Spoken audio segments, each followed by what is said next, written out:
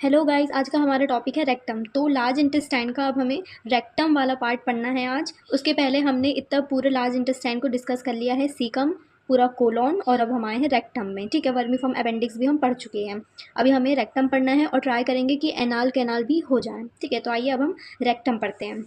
तो रेक्टम जो हम पढ़ रहे हैं तो वो क्या है, जो हमारा जीआई ट्रैक होता है, मतलब माउथ से लेकर के ओरल कैविटी से एनस तक के का जो हमारा जीआई ट्रैक होता है, उसमें से जो जीआई ट्रैक का जो लोवेस्ट पार्ट होता है वो होता है हमारा रेक्टम और एनाल कैनाल। ठीक है, और ये किस लिए यूज़ होता है कि जो हमारे जो भी हम फूड इनगल्फ करते हैं तो हमारे फूड पार्टिकल्स को एब्जॉर्व करता है, और वेस्ट प्रोडक्ट जो होता है, वेस्ट मटेरियल, उसको हमारी बॉडी से एक्सपेल करता है। ठीक है, तो ये काम होता है हमारा रेक्टम एनस का। ठीक है, उसके बाद में जो एनस होती है, जो एनाल कैनाल होती है, ये एक्सटर्नल ओपनिंग होती है। कहाँ से? पेरिनियम से निकल के जाती है, पेरिनियम को क्रॉस करती है, पेरिनियम बॉडी को, देन वहाँ से निकल के सारा जो वेस्ट प्रोडक्ट होता है उसे वो एक्सपेल करती है। और ये जो एनाल कैनाल होती है उसके पास में एक हैवीली गार्डेड स्पिंचर प्रोवाइड होता है, जो कि ये सबको बैलेंस करता है और हमारे प्रॉपर टाइमिंग को डिक्रीज़ करता है, जो भी हमारा बैलेंस फूड होता है उसमें। ठीक है, तो ये हमारे रेक्टम का जनरल इंट्रोडक्शन हुआ। अब हम रेक्टम के फीचर्स देख लेते हैं। तो क्या होता है? The rectum is a distal part of the large cut. अभी मैंने बताया कि जो हमारा जीआई ट्रैक होता है उसका लोवेस्ट पार्ट जो होता है वो रेक्टम होता है। तो यहाँ पे जो डिस्टल पार्ट, मतलब कि डिस्टल जो दूर है, ठीक है, तो रेक्टम जो है वो हमारे लार्ज गट का डिस्टल पार्ट होता है। ठीक है, it is placed between the sigmoid colon above and the anal canal below. देखो, ये जो है ये सिग्मॉइड कोलॉन है, रेक्टम के ऊपर में सिग्मॉइड कोलॉन होगा और नीचे में एनाल कैनाल होगी, तो उनके बीच में जो है रेक्टम प्रेजेंट होता है। ठीक है, the three cardinal features of large intestine are absent in rectum. अब जब हमने लार्ज इंटेस्टाइन का रिलेवेंट फीचर्स पढ़ा था तब हमने इसमें देखा था कि इसमें सैक्यूलेशंस प्रेजेंट होते हैं, ये सैक्यूलेशंस है। देन ये टेनिया कोलाई है, टेनिया कोलाई की 3 मेम्ब्रेन्स होती है, टेनिया लिब्रेरा, टेनिया ओमेंटेलिस एंड टेनिया मीजोकोलिका। ठीक है, लेकिन ये जो लाइन दिख रही है टेनिया, ये आपको सिर्फ सिग्मॉइड कोलॉन तक ही दिख रही है, रेक्टम एनस में ये चीज़ें नहीं दिख रही है। तो सैक्यूलेशन, एपिप्लॉइक और टेनिया कोलिया, ये जो तीनों चीज़ होती है लार्ज इंटेस्टाइन में प्रेजेंट होती है सिग्मोइड कोलॉन तक के। जब हम रेक्टम में आते हैं तो रेक्टम एनस में ये तीनों चीज़ें जो है ये एब्सेंट हो जाती है। ठीक है, तो ये एमसीक्यू उस लेवल का क्वेश्चन होता है, ये आपको याद रखना है कि सैक्यूलेशन, अपेंडिक्स, एपिप्लॉइक और टेनिया कोलाई की तीनों मेम्ब्रेन्स है ना, टेनिया ओमेंटेलिस, टेनिया लिब्रेरा एंड टेनिया मीजोकोलिका, ये सिग्मोइड कोलॉन तक के प्रेजेंट होती है, रेक्टम एनस में प्रेजेंट नहीं होती है। ठीक है, तो ये इसके फीचर्स में आ जाएगा। देन हम इसकी सिचुएशन अगर हम देखें रेक्टम की, तो रेक्टम की अगर हम सिचुएशन देखें तो it is situated in the posterior part of the lesser pelvic in front of the lower 3 piece of sacrum and coccyx.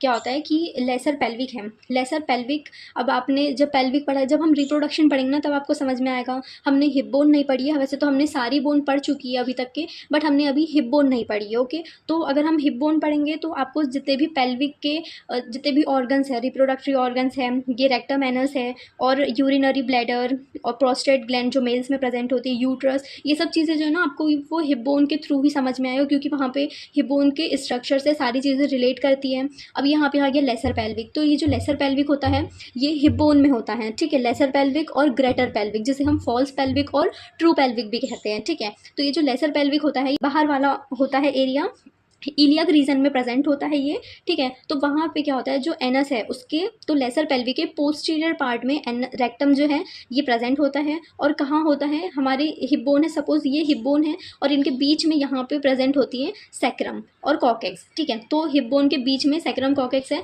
तो S3 का लेवल यहाँ से स्टार्ट हो गया सपोज, तो S3 के लेवल से यहाँ पे रेक्टम स्टार्ट हुआ है, क्योंकि S2 तक के तो हमारा सिग्मॉइड कोलॉन होता है, तो S3, S4 और S5 और कॉकेक्स, ये जो होता है ये इसके सामने होता है हमारा रेक्टम। ठीक है, तो सिचुएशन समझ में आई।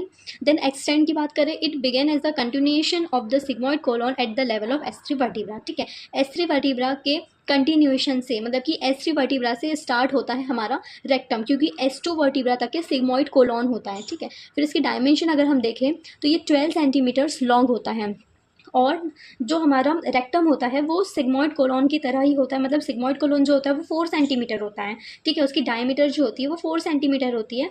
तो जो रेक्टम है उसका जो अपर पार्ट होता है रेक्टम का वो भी 4 सेंटीमीटर का होता है। उसके बाद में फिर जब वो नीचे आता है तो फिर वो डायलेटेड हो जाता है, तो जब वो सिग्मॉइड कोलॉन डायलेटेड होता है तो वो रेक्टल एम्प्यूला फॉर्म करता है। तो रेक्टल एम्प्यूला जो है वो फॉर्म करता है, तो डायमीटर जो है वो इंक्रीज़ हो जाती है। और अगर उसकी लेंथ देखें हम, रेक्टम की टोटल लेंथ, तो वो 12 सेंटीमीटर होती है, ठीक है।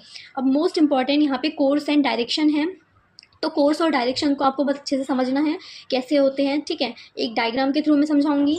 ये वाला जो कोर्स एंड डायमीटर मैंने बताया है कोर्स एंड डायरेक्शन का, तो ये वाला हमारे पास में लेटरल कर्व्स का है, ठीक है। यहाँ पे 3 ट्रांसवर्स फोल्ड्स मिल रही है और ये लेटरल कर्व्स हैं। अभी एक और कर्व होती है जो कि एंटीरो पोस्टीरियर कर्व होती है, उसको मैं आपको हैंड के डायरेक्शन से बताऊँगी।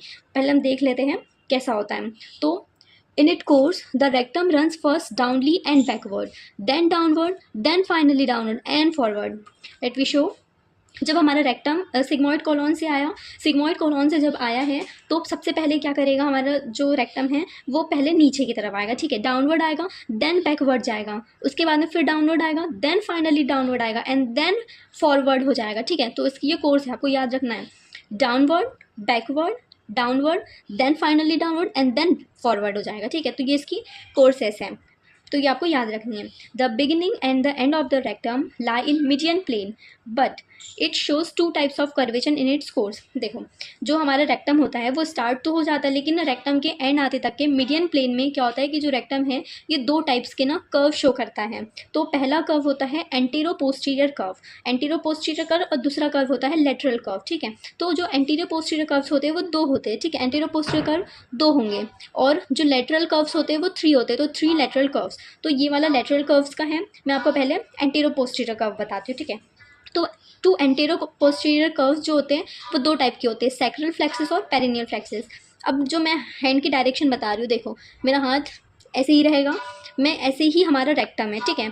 यहाँ से सिग्मॉइड कोलॉन आया है, ठीक है, यहाँ से सिग्मॉइड कोलॉन का कंटिन्यूशन हुआ है, ठीक है। फिर यहाँ से रेक्टम स्टार्ट हुआ है, तो ये रेक्टम है, तो यहाँ से रेक्टम स्टार्ट हुआ है, तो ये रेक्टम का होल है। तो यहाँ पे क्या हुआ है कि रेक्टम के होल से ये वाला ऐसी ही डायरेक्शन आपको रखनी है अपने रेक्टम की। ये वाला जो एरिया है ये डायलेटेड एम्पुलरी पार्ट है, मतलब कि रेक्टल एम्प्यूला है, ठीक है। तो ये वाला जो पार्ट है ये सैक्रम के कांटेक्ट में है, तो इसको हम कहेंगे सैक्रल फ्लेक्सिस, ठीक है। इतना पूरा सैक्रल फ्लेक्सिस होगा। फिर यहाँ से जो पार्ट है ये वाला पार्ट होगा हमारा पेरिनियल फ्लेक्सर।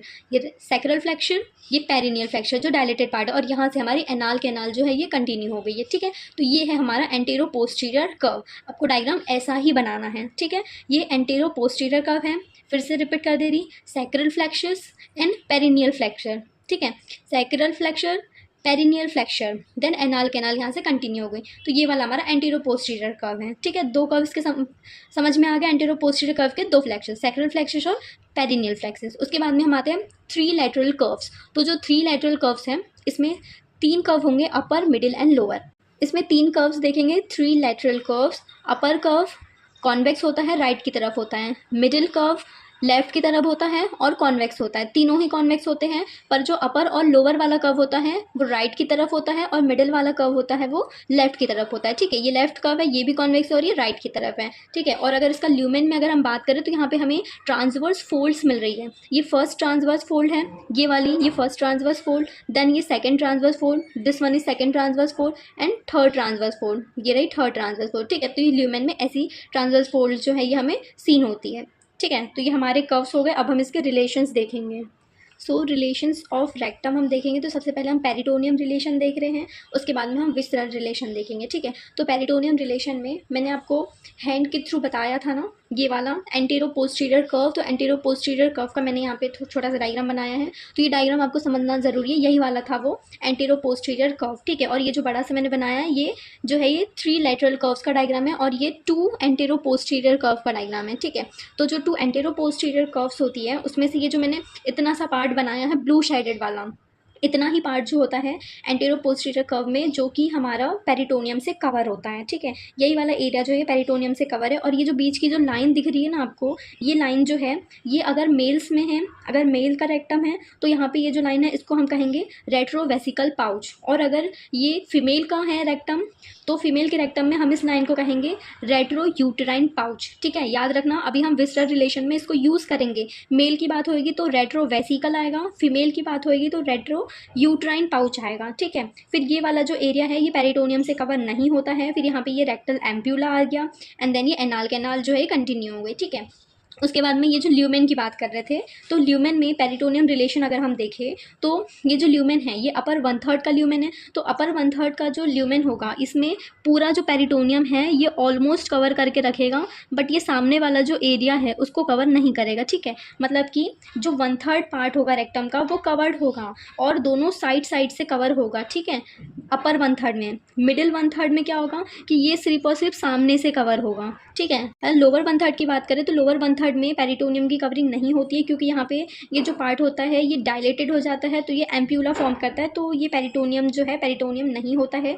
तो यहाँ से रेट्रोवेसिकल पाउच मेल्स में हो जाता है और रेट्रो यूट्राइन पाउच फीमेल्स में हो जाता है, ठीक है। तो ये हमारा पेरिटोनियम रिलेशन हो गया। आई विश कि आपको समझ में आया होगा ये वाला, फिर से समझा दे रही। ये एंटेरो पोस्टीरियर कर्व है, ये पेरिटोनियम की कवरिंग है। मेल्स में इसको रेट्रो वेसिकल पाउच बोलते हैं, फीमेल्स में रेट्रो यूट्राइन पाउच कहते हैं। फिर ये लेटरल कर्व्स का है, तो अपर 1/3 लेटरल कर्व में क्या होगा, दोनों साइड से और 1/3 पार्ट जो होगा कवर होगा, ठीक है।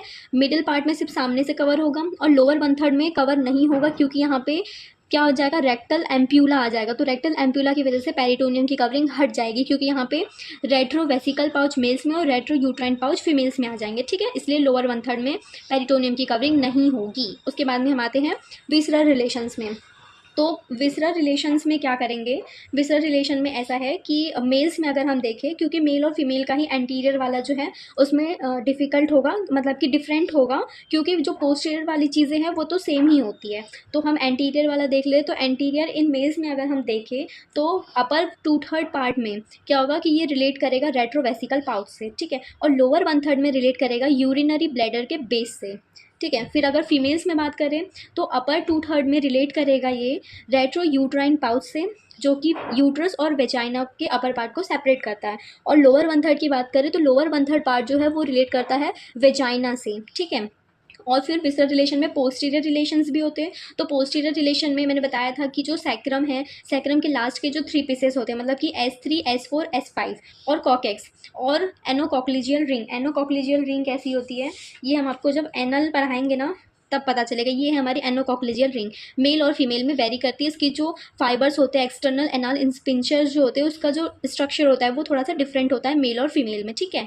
तो ये एनोकॉक्लिजियल रिंग ये भी सेम होती है, पर थोड़ा सा स्ट्रक्चर बस वेरी करता है, बाकी वो रहती तो पोस्टीरियर रिलेशन में ही है। फिर मसल्स होती है कुछ जो पोस्टीरियर रिलेशन में होती है, जैसे कि पीरिफॉर्मिस, कॉक्लिजियस एंड लेविटर एनी मसल्स होती है, ठीक है। तो ये सारी चीज़ें जो होती है पोस्टीरियर रिलेशन में होती है।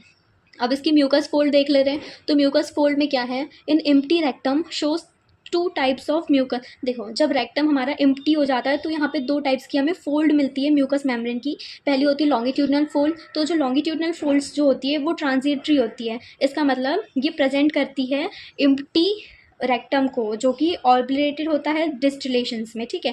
फिर ट्रांसवर्स फोल्ड देखते हैं, तो जो ट्रांसवर्स फोल्ड होती है इसको हॉरिजेंटल फोल्ड्स भी कहते हैं और ये परमानेंट होती है। इसकी 3 फोल्ड्स होती है। कैसे 3 फोल्ड्स, अभी दिखाए थे मैंने जब हमने 3 लेटरल कर्व्स पढ़े थे, उसमें जो ये जो फर्स्ट, सेकंड एंड थर्ड है, यही 3 ट्रांसवर्स फोल्ड्स होती हैं, जो कि म्यूकस मेम्ब्रेन से बनती है। वो भी कब, जब हमारा रेक्टम जो है वो एम्प्टी होता है तब, ठीक है। तो ये हमारी म्यूकस फोल्ड्स हो गई। उसके बाद में एट्रियल सप्लाई हम देखते हैं। अभी मैं आपको सिर्फ नाम बता दे रही हूँ, क्योंकि हमें जब हम एनाल केनाल पढ़ेंगे ना तब हम आपको इसका ब्लड सप्लाई, वेनस मतलब पूरा सप्लाई हम आपको बताएंगे। इसके बाद में लिम्फेटिक ड्रेनेज भी बताना है, पूरा ब्लड सप्लाई रेक्टम और एनस का बताएंगे इस डायग्राम के थ्रू, ठीक है। तो ये वहाँ पे आपको बहुत अच्छे से समझ में आ जाएगा। अभी मैं आपको सिर्फ नाम बता दे रही हूँ क्योंकि अभी समझ में नहीं आएगा। तो हम एनस पढ़ेंगे, उसके बाद में एक अलग से लेक्चर लेंगे हम इसका सिर्फ ब्लड सप्लाई लिम्फेटिक ड्रेनेज का, ठीक है। तो एट्रियल सप्लाई में आएगा रेक्टम की superior rectal artery, middle rectal artery और मीडियल सैक्रल आर्टरी, ठीक है। ये तीनों के नाम आपको याद करने में आपको पूछूंगी बाद में। और फिर इन्हीं की वेन होगी और इन्फीरियर मिजेंट्रिक वेन भी होगी, ठीक है। किसमें, वेनस ड्रेनेज में। लिम्फेटिक ड्रेनेज में भी इन्फीरियर मिजेंट्रिक नोड्स होगी, इंटरनल इलियक नोड्स होगी, ठीक है। तो बहुत सारी ऐसी नोड्स जो है वो हम पढ़ेंगे। तो ये नोड जो है अभी उस डायग्राम के थ्रू हम पढ़ेंगे। नर्व सप्लाई देख ले रहे हैं। Sympathetic nerve L1 L2, parasympathetic में S2 S3 एंड S4, ठीक है। तो आई विश कि आपको समझ में आया होगा रेक्टम। तो लेक्चर काफ़ी लंबा हो गया है, तो अब हम एनस का जो लेक्चर है वो नेक्स्ट वीडियो में देखेंगे, ठीक है। So thank you for watching.